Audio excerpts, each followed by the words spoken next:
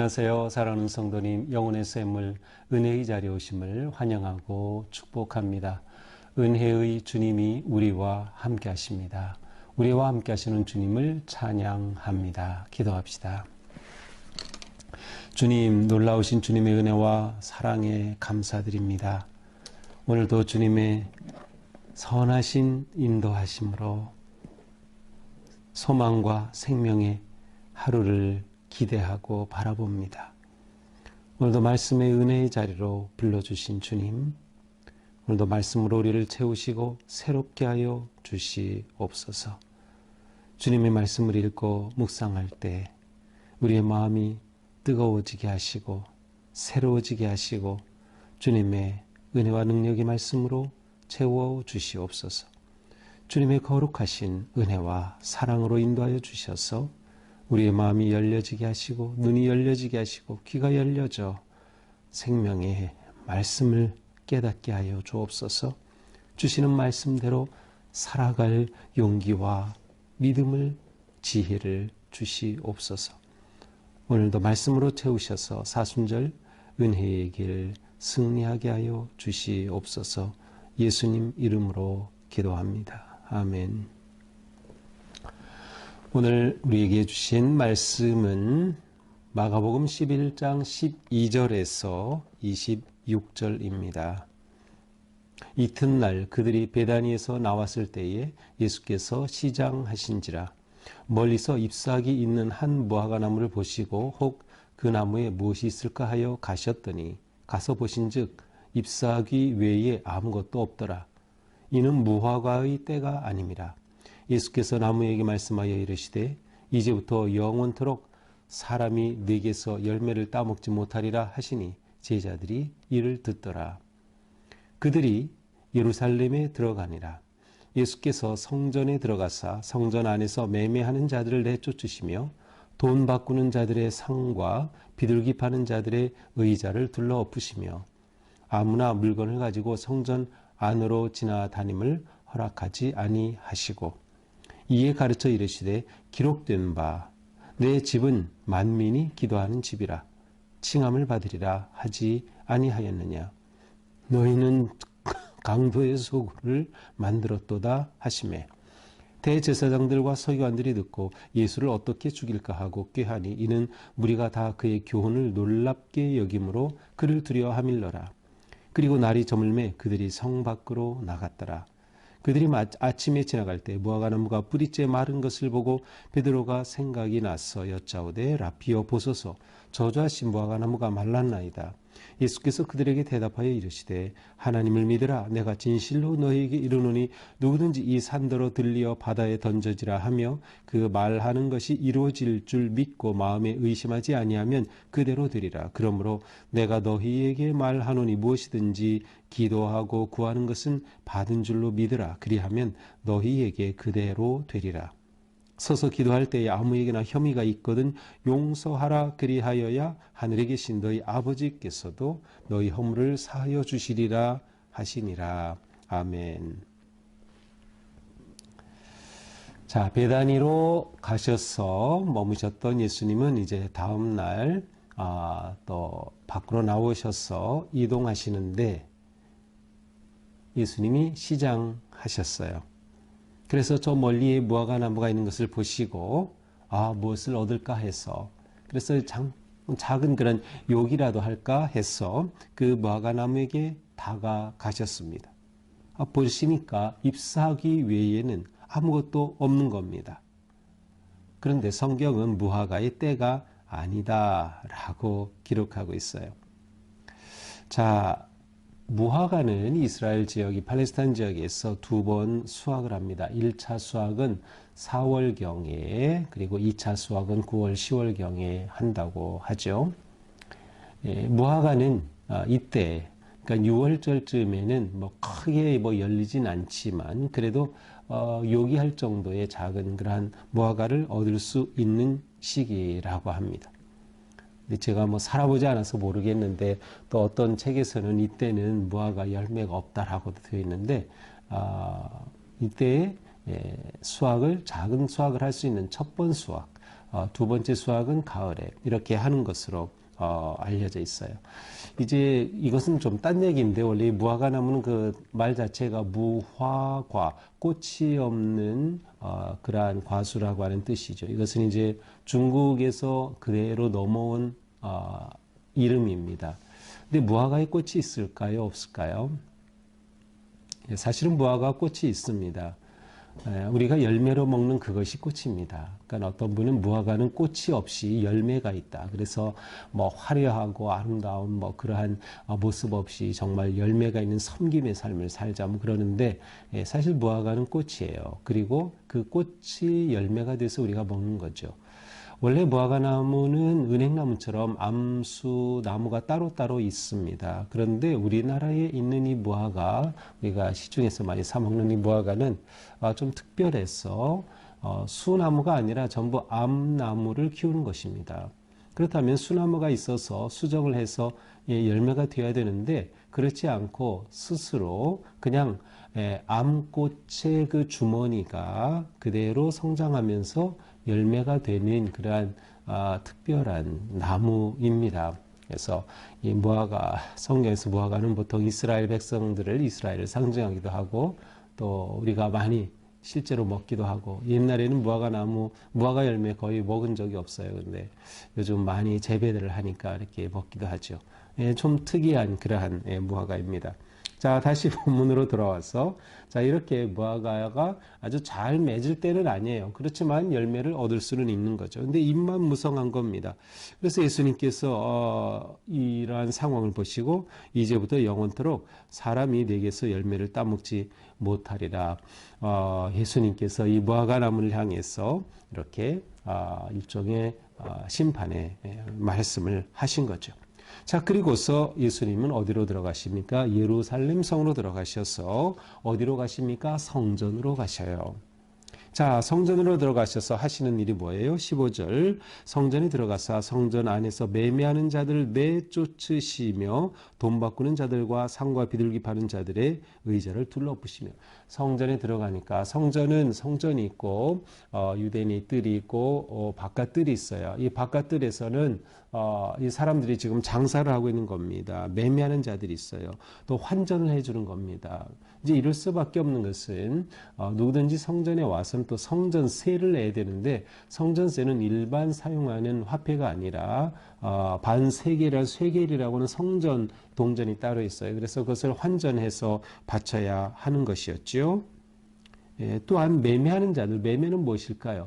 성전에서 제사를 드리려면 동물을 가져와야 하는데 이 동물이 멀리서부터 가져오다 보면은 이게 다칠 수가 있고 상할 수가 있어요. 그러면 온전하지 못한 상태가 되면 제물로 드릴 수가 없는 거죠. 그러니 바로 성전에 와서 거기서 일종의 온전하다고 검증된 그러한 동물을 사서 그것으로 제물을 드리게 되는 겁니다.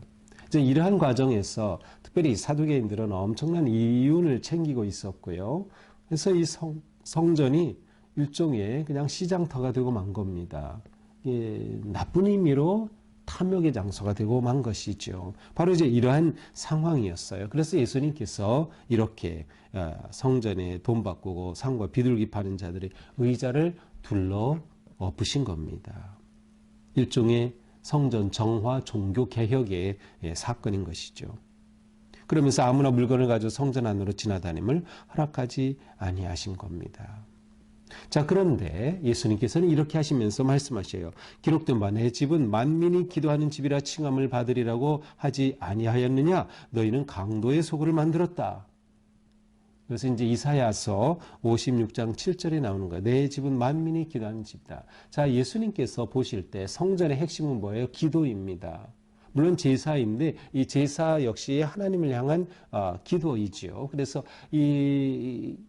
이것이 성전의 가장 중요한 기능이라고 할 수 있는데 만민이 기도하는 집인데 아니 기도가 아닌 겁니다. 오히려 이것이 강도의 소굴이 되고 말았던 것이에요.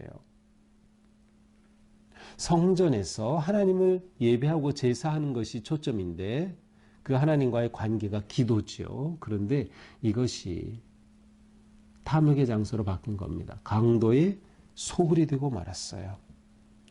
성전이 강도의 소굴이 됐다는 것은 하나님을 우상으로 만든 것과 마찬가지예요.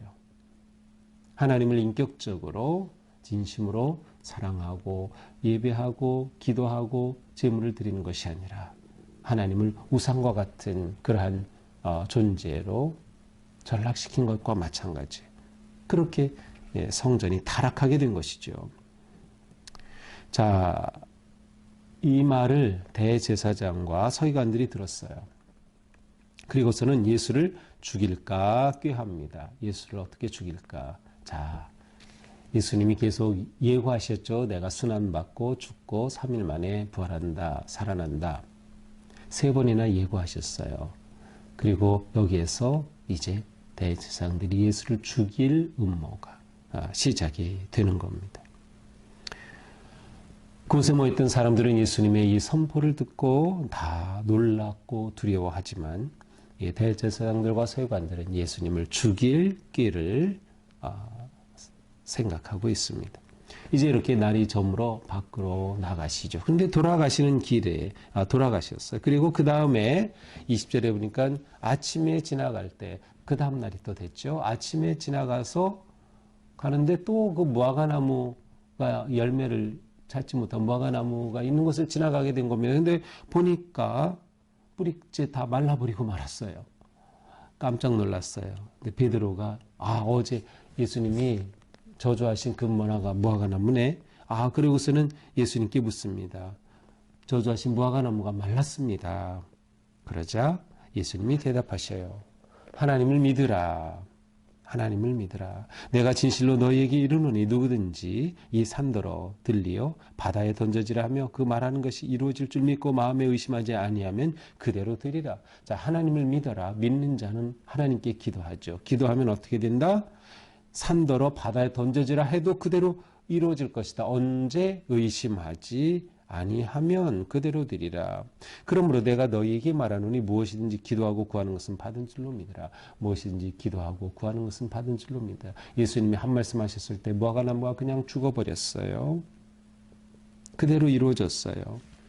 우리가 기도할 때 우리가 어떤 믿음으로 기도하느냐가 중요한 거죠. 기도하고 구하는 것은 받은 줄로 믿으라. 그러면 너희에게 그대로 되리라.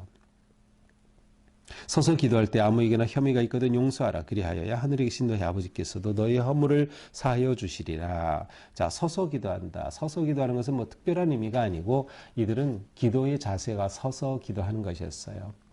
우리는 뭐 기도할 때 의자에 앉아서 이렇게 무릎 꿇고 다소곳이 기도하지만 이스라엘 백성들의 기도의 가장 일반적인 모습은 서서 손을 들고 기도하는 것이 그들의 기도의 모습이었죠. 바로 이렇게 그냥 기도를 말하는 거예요. 기도할 때 누구에게 혐의가 있거든 용서하라. 내가 미워했던 사람, 내가 상처를 준 사람, 뭐 그런 것들이 떠오르고 막 그럴 때 먼저 용서해라. 그리하여 하늘에 계신 너희 아버지께서도 너희 허물을 사하여 주실 것이다. 자, 여기서 우리는 무화과나무의 사건을 양쪽에 두고 그 중간에 성전 정화 사건이 있음을 볼 수 있어요. 자, 그러므로 무화과나무에게 일어난 이 일은 바로 성전 정화 사건과 밀접하게 연결되어 있음을 보여줍니다. 자, 무화과나무에 열매가 없었어요. 이것을 통해 예수님은 열매 없는 성전을 말씀하고 계시는 거예요. 열매 없는 성전. 성전의 진짜 열매는 무엇이라고 말씀하여? 믿음으로 기도하는 것입니다. 믿음으로 기도하는 것. 그리고 그 기도에서 중요한 조건이 무엇이었어요? 용서였습니다. 용서였어요. 자, 기도의 핵심은 무엇입니까? 하나님과의 관계입니다. 관계에서 가장 중요한 것이 뭐죠? 사랑입니다. 사랑의 부재가 무엇이죠? 미움이죠. 용서하지 않는 거죠. 관계 회복, 관계의 깊이의 결정은 용서하느냐 안 하느냐가 결정이에요. 용서하지 않는 한 그 관계는 깊이 들어갈 수 없는 것이죠. 자, 그래서 오늘 본문은 전체적으로 성전을 중심으로 그 성전의 가치와 의미가 무엇인가라고 하는 것을 무화과나무 사건을 통해서 예수님이 보여주고 계심을 알 수 있어요. 성전이 강도의 소굴이 되고 말았어요. 성전의 타락이죠. 성전의 변질이죠. 성전의 기능 상실입니다. 자, 이 시대 성전이 어디입니까? 성전이 무엇입니까? 자, 구약의 성전은 한 곳에 정해진 건물이었어요. 그리고 모든 백성들은 1년에 3번, 또 특별히 6월절에 성전으로 순례해야 했어요. 그러나 성전의 핵심은 하나님이 임재하시는 곳. 그래서 그곳에 그들이 왔던 거죠. 그런데 이 성전의 개념이 바뀌었어요. 하나님이 어디에 계셔요? 물론 온 세상 땅 어디에나 계시지만 하나님이 우리 안에 계신다. 우리가 예수 그리스도를 믿고 영접할 때 성령님이 우리 안에 거하시죠. 그래서 사도 바울은 우리 몸이 성전이다 라고 말씀하시죠. 우리 몸이 성전이다. 또한 더 나아가서 예수님께서는 만민이 기도하는 집이 성전이다 라고 말씀하셨고 또 기도와 믿음을 말씀하셨어요. 자, 요한복음 2장에 보면 예수님께서는 이 성전을 헐어버려라. 내가 사흘 만에 짓겠다. 사흘에 짓겠다라고 하셨습니다. 그때 예수님은 이 성전을 무엇이요? 자신의 몸을 가리켜 하신 말씀입니다. 자, 그리스도의 몸이 곧 성전인 거죠. 그런데 그리스도의 몸을 이 시대에, 우리가 사는 이 시대에 가시적으로 보여주는 것이 무엇이에요? 교회입니다. 교회는 무엇이죠? 성도들의 모임입니다. 자, 성도는 마음이 성전과 같은 것이죠. 그리스도는 그 존재가 성전인 것이죠. 그리스도의 몸인 것이에요. 또한 그리스도의 몸은 성도들이 모인 교회, 그리스도의 몸인 것이죠. 그래서 성전이라고 할 때는 이 시대에 바로 교회, 그리고 우리 자신, 그리스도인을 말하는 것입니다. 그러므로 교회는 모여서 그리스도의 몸을 이루는 성전이고 우리는 각각 흩어져서 살아가는 성령님을 함께 내 존재 중심에 모시고 살아가는 우리가 또한 성전이다. 자, 성전의 가장 중요한 핵심은 무엇이에요? 하나님이 계심의 핵심은 무엇이에요? 거룩함이죠. 성전은 거룩한 거예요. 그런데 이 거룩함은 어떻게 이루어지나요? 하나님과의 관계 속에서 이루어지는 거예요. 이스라엘 백성들이 죄를 지었을 때 성전에 와서 제물을 드리고 화목제물을 드리고 번제를 드리고 하면서 하나님과의 관계가 회복해지고 거룩함을 지켜야 했듯이 우리가 성전이기 때문에 우리의 거룩함을 지켜가야 한다. 우리의 거룩함을 지켜가는 핵심이 무엇일까요? 믿음의 기도입니다. 왜냐? 기도는 하나님과의 관계의 가장 중요한 핵심입니다. 그리고 이 관계가 온전해질 때 우리는 또한 인간과의 관계, 또한 자연, 우주, 생태계의 관계가 온전히 회복되는 거죠. 이게 진짜 거룩함의 아름다운 모습이에요. 기도와 삶은 하나이다. 내가 진정한 성전의 의미와 기능을 회복해야 된다.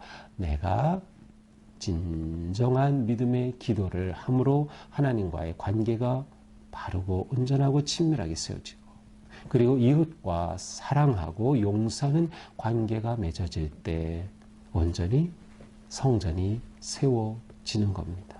이것이 열매 맺는 삶인 거죠. 그래서 오늘 말씀을 보면서 우리는 이렇게 기도와 열매로서 성전을 세워가자. 우리의 마음의 성전을 세워가, 우리의 존재의 성전을 세워가고 교회를 세워가는 겁니다. 믿음의 기도와 삶으로 그렇게 세워가는 것이죠. 그래서 우리는 물어봐야 합니다. 내 몸은 진정 거룩한 성전인가? 성전인 나는 온갖 탐욕으로 강도의 소굴의 모습이 아닌가? 정말 나는 나 자신을 하나님께서 기뻐하시는 거룩한 성전이 되어 하나님이 거하시고 하나님과 아름답고 기쁜 교제를 기도 속에 이루어가는 그러한 삶인가를 물어봐야 하는 것이죠. 우리에게 필요한 것은 믿음의 확신과 기도입니다. 우리의 기도가 하나님과 온전히 연결된다면 우리는 그 무엇도 염려할 필요가 없어요. 주님이 내 기도를 들으신다면 우리는 아무런 두려움도 가질 필요가 없는 것이죠.